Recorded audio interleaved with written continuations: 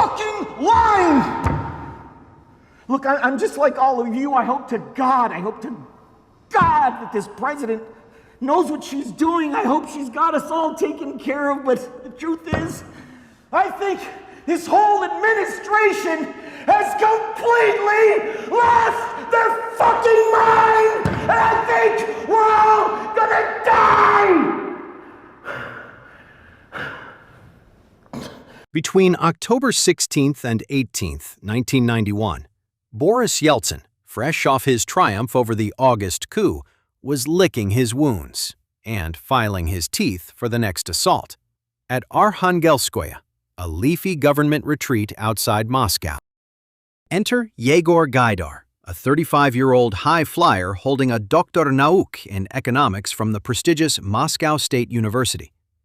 Gaidar was granted a brief audience to brief Yeltsin on how to resurrect a Soviet economy dangling over the precipice of bankruptcy. That brief pitch turned into a marathon session lasting several hours, as Gaidar laid out his blueprint for what would soon be known as shock therapy. Yeltsin, though exhausted from his high-wire political victory, remained acutely paranoid about his grip on power. What struck him most about Gaidar was the young academic's total lack of political ambition, a pure policy wonk in the flesh. Yeltsin was likely indifferent to Gaidar's erudite lectures and dense columns of statistics. What truly captivated him was Gaidar's warning of a threat to his own presidency. A gradualist approach to reform will only grant the old communist apparatchiks and red directors the breathing room to drag their feet and sabotage your presidency, precisely as they did to Mikhail Gorbachev.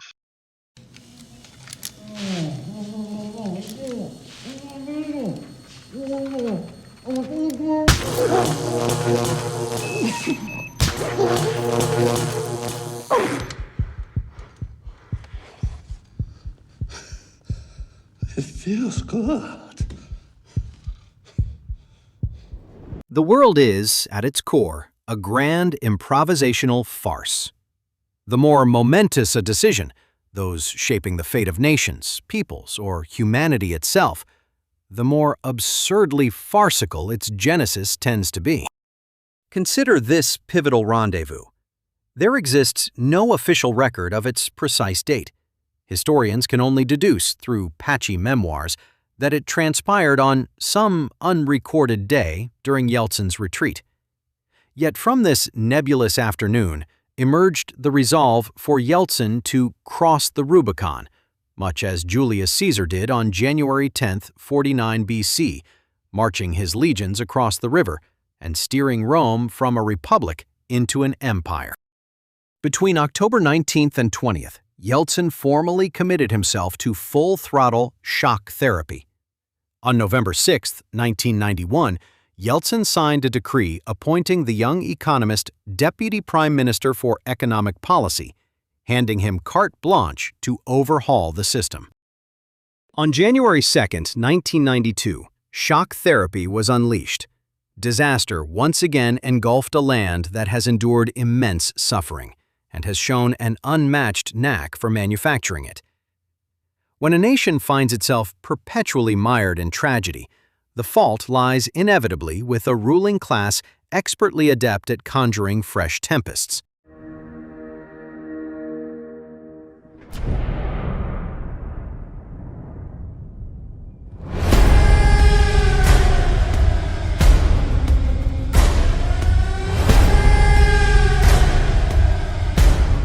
Much like a slick pitch deck designed to dazzle gullible venture capitalists, the grand blueprint drafted by Gaidar and his academic disciples began as an ivory tower fantasy. In practice, however, it degenerated into a comedic botch worthy of a classic slapstick routine.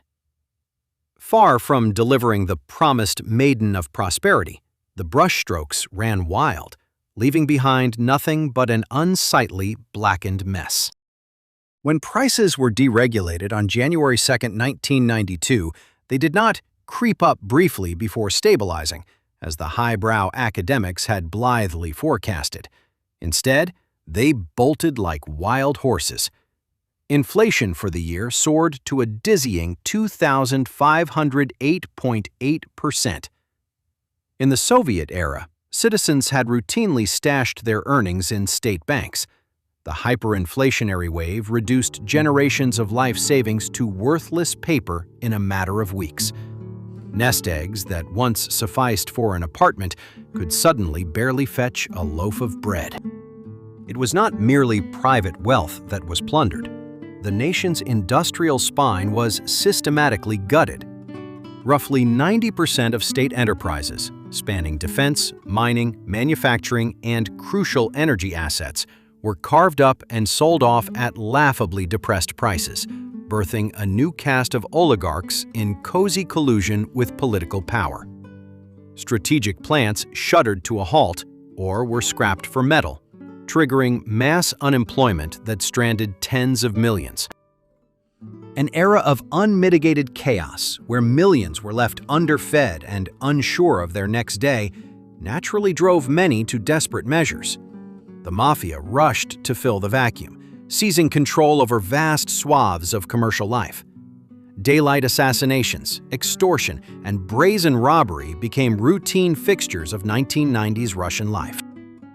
More absurd still was that a 35-year-old scholar, attempting to govern a superpower via PowerPoint, had failed to devise a viable strategy for the nation's most basic necessity: food security. In truth, there was no strategy at all. Following the collapse of the Soviet collective farms, no market distribution mechanisms were established to assist rural farmers. Hyperinflation drove the cost of tractors, fertilizers, and diesel fuel up hundreds-fold, bankrupting independent farmers who could ill afford seed or machinery.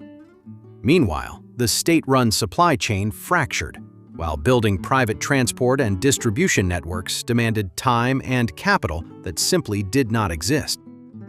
Thus, Russia, a former superpower, a historical agricultural powerhouse, and today's global champion exporting more wheat than anyone else on Earth, found itself reduced to begging for Western food imports just to keep its citizens fed. To wage its desperate arms race with the West, the Soviet regime had long starved its own countryside, suppressing agricultural prices to subsidize heavy industry and compounding a brutal price scissors effect.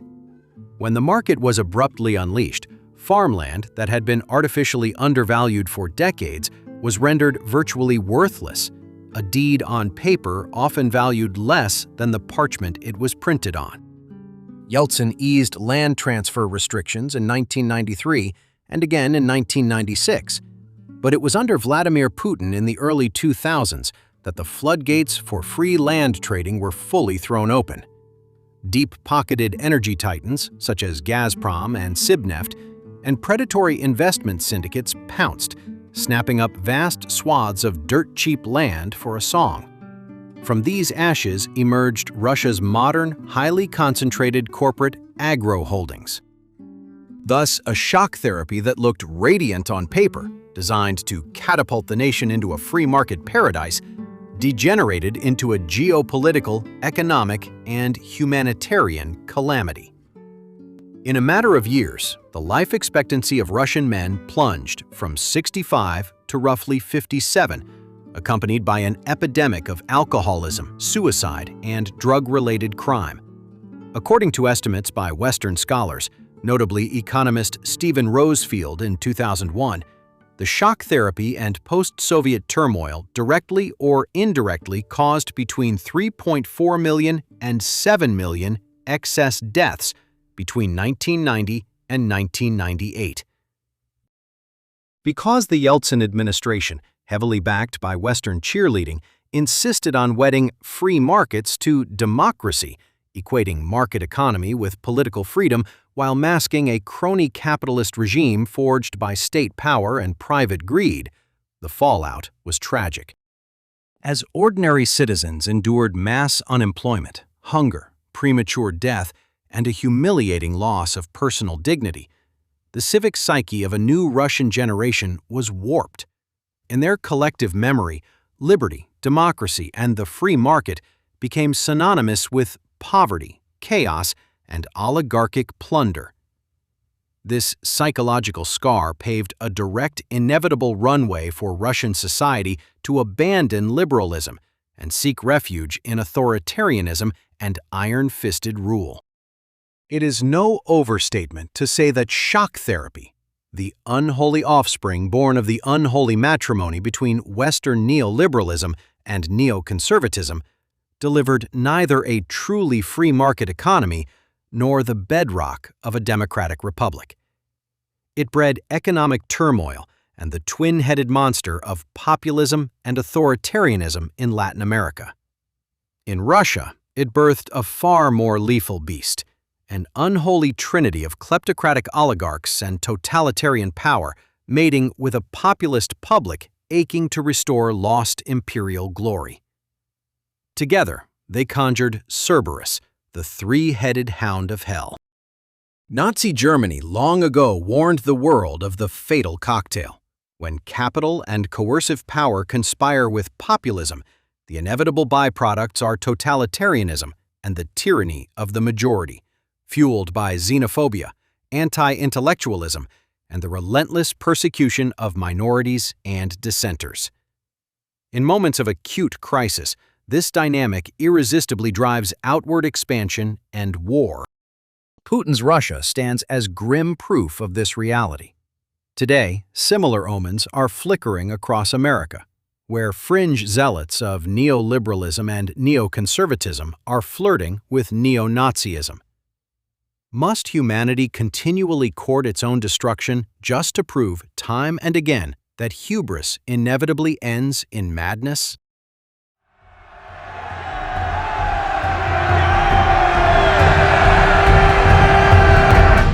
Sky-made storms bring rain. Self-made storms bring ruin.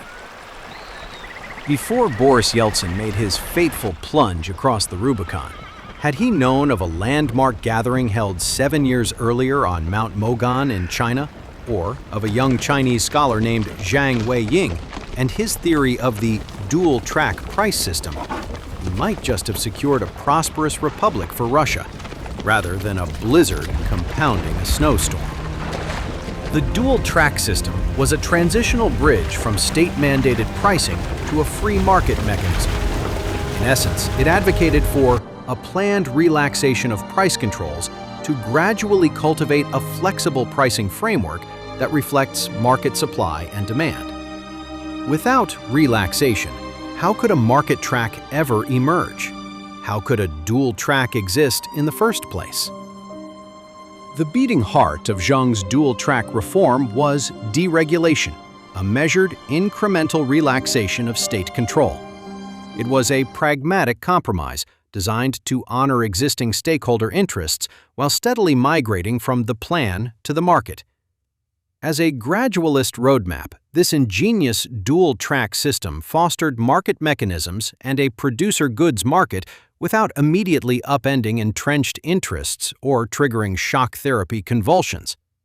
It stands today as a masterstroke of Chinese incrementalism, setting its path starkly apart from the disastrous shock therapy that engulfed the Soviet bloc.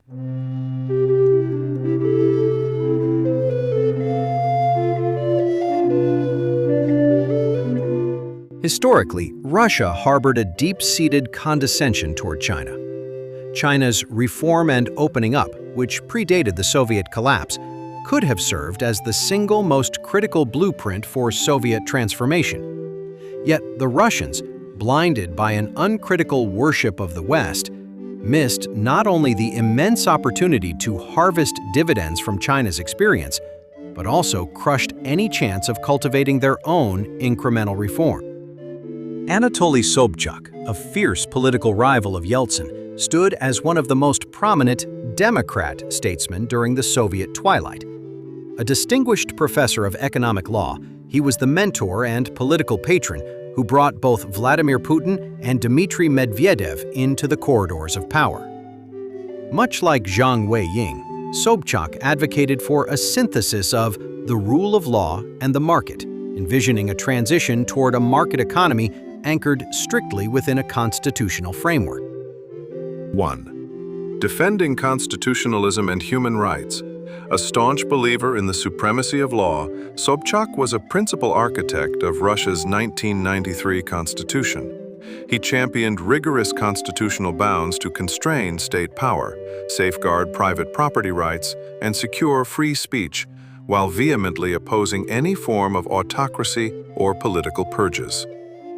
2. Moderate Westernization with order.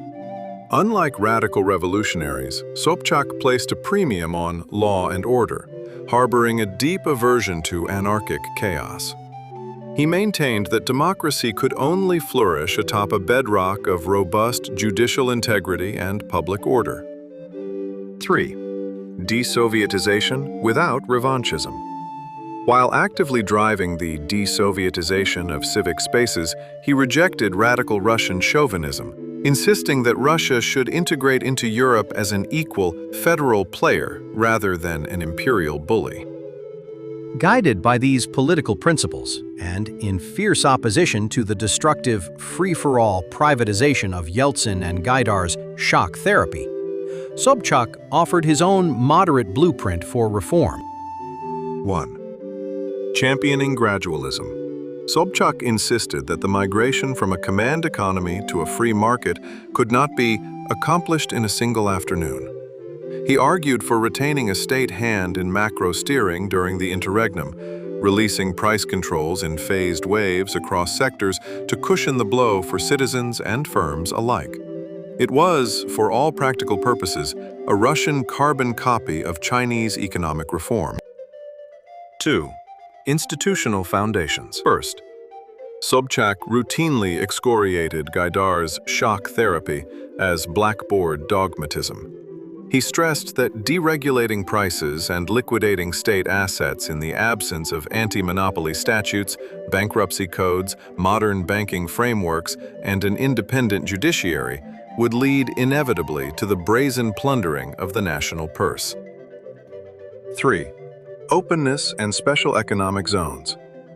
As mayor of St. Petersburg, he sought to reinvent the former imperial capital as Russia's primary economic portal to the West.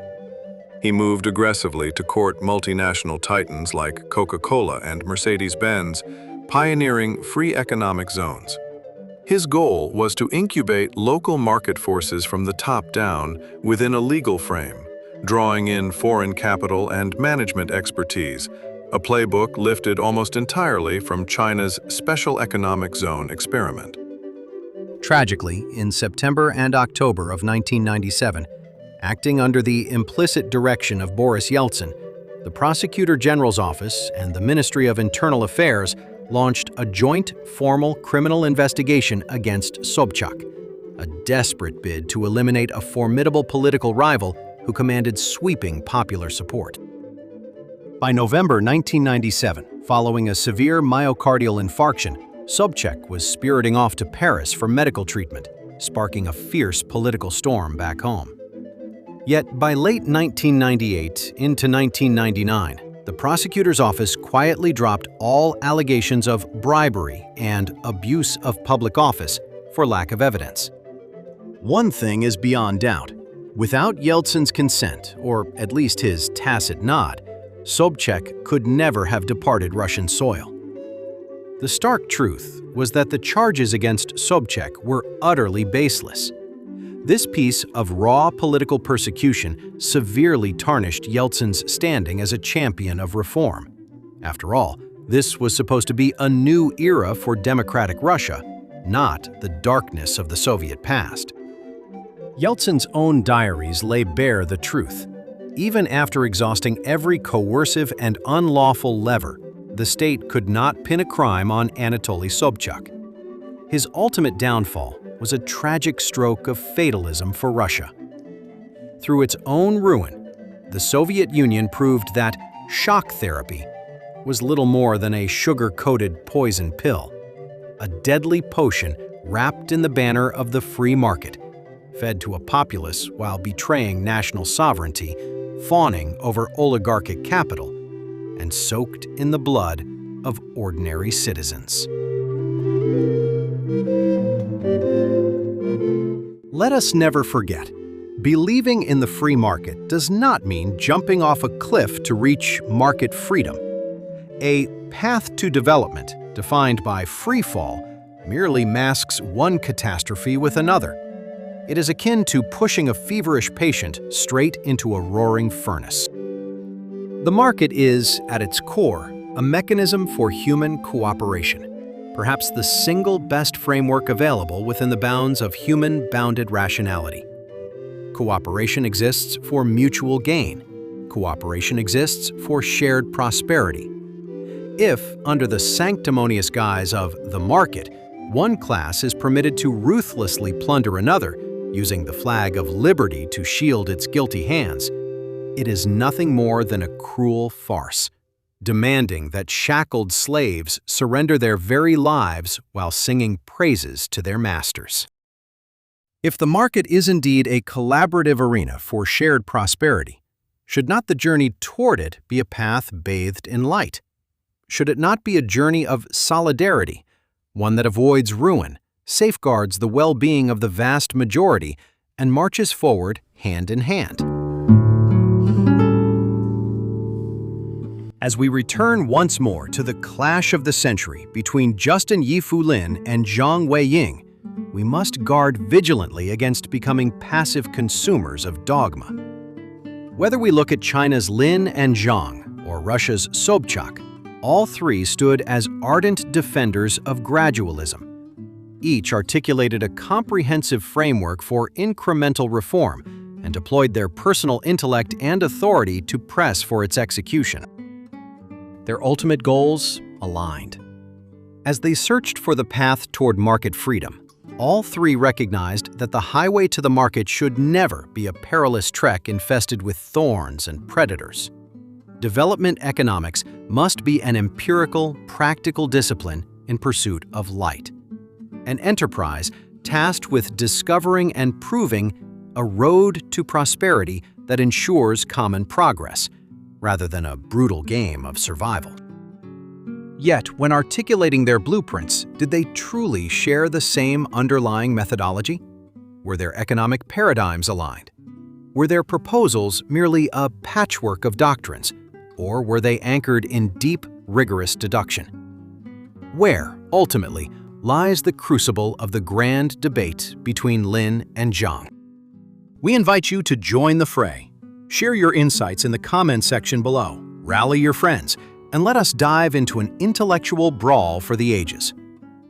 In our next stop, we continue our search along the road to prosperity with a debate of the century, letting development economics brave the storm in practice so that we may witness the rainbow beyond.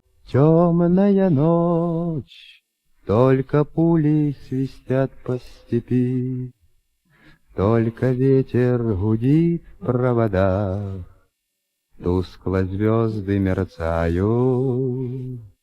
Как я люблю глубину твоих ласковых глаз, как я хочу к ним прижаться теперь губами. Темная ночь разделяет любимая нас, и тревожная черная степь пролегла между нами, ничего не случится.